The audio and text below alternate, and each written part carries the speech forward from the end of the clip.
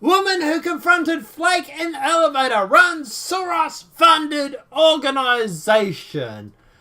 Boy, is anybody surprised by this. Yes, apparently the Open Society, which is Soros, gave these guys around $3 million. Boy, am I surprised.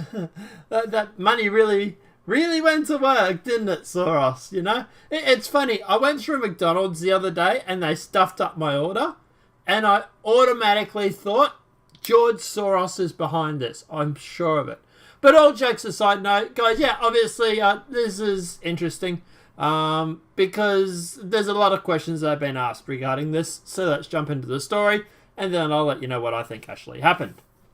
Anne Maria Archakella, one of the women who confronted Jeff Flakes on the elevator at the Capitol after he said he was voting for Brett Kavanaugh, is the co-executive director for the Center of Popular Democracy and the Center of Popular Democracy Action Fund. The Center for Popular Democracy is heavily funded by about $3 million by George Soros. The organization also identified Maria Geller to the press as the other woman confronting Flake. Here is Anne Maria Geller on the Center for Popular Democracy website.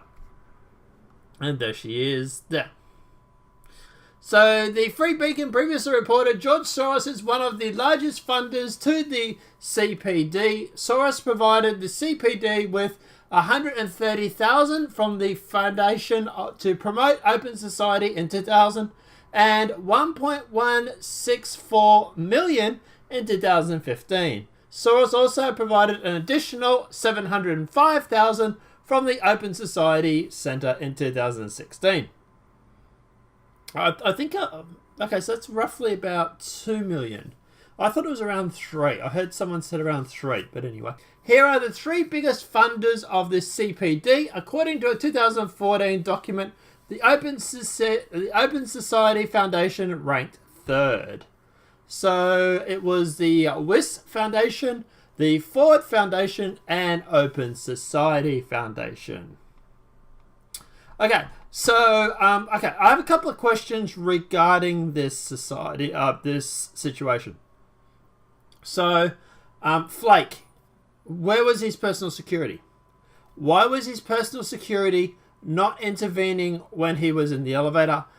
I want to play this clip for you because I want to show you how confrontational it was, and then we'll jump back into it. So we'll play that now. Let's listen to Jeff Flake. Yes, I understand that you said just last night you felt that the witness was in fact credible. On Monday, I stood in front of your office with Addie Barkan. I told the story of my sexual assault. I told it because I recognized in Dr. Ford's story that she's telling the truth. What you are doing is allowing someone who actually violated a woman to sit in the Supreme Court. Now, just on that, she says that you're letting someone who actually... No, that they're allegations, they're not actual... They haven't been proven. So, they're not... Yeah, it's allegations at this point in time. They're not actual, factual, true that we know of. Just want to say that before we keep going. This is not tolerable. You have children in your family. Think about them. I have 2 children. I cannot imagine that for the next 50 years, they will have to have someone in the Supreme Court who has been accused of violating a young girl. What are you doing, sir? I was sexually assaulted and nobody believed me. I didn't tell anyone, and you're telling all women that they don't matter, that they should just stay quiet because if they tell you what happened to them, you're going to ignore them. That's what happened to me, and that's what you're telling all women in America, that they don't matter. They should just keep it to themselves because if they have told the truth, you're just going to help that man to power anyway. So there you see, actually, in the clip, she is very confrontational. She's literally pointing at him. She's shouting at him. I'd like to know where his security was. Also, I want to know, how was this girl able to get in an elevator? How was she able to get in an elevator with Flake? Well, we're guessing that $2 million by Soros is pulling some strings, and that would be my accusation, or that would be my guess. But yeah, at the end of the day, I think that this girl was deliberately planted in that elevator with Flake, so that they could, because at the end of the day, it's also weird how they had a camera crew from CNN that just happened to be there, happened to be recording while this happened to go down. So look, at the end of the day, yeah, I think this whole situation was staged. Whether Flake was in on it or not, I'm not quite sure.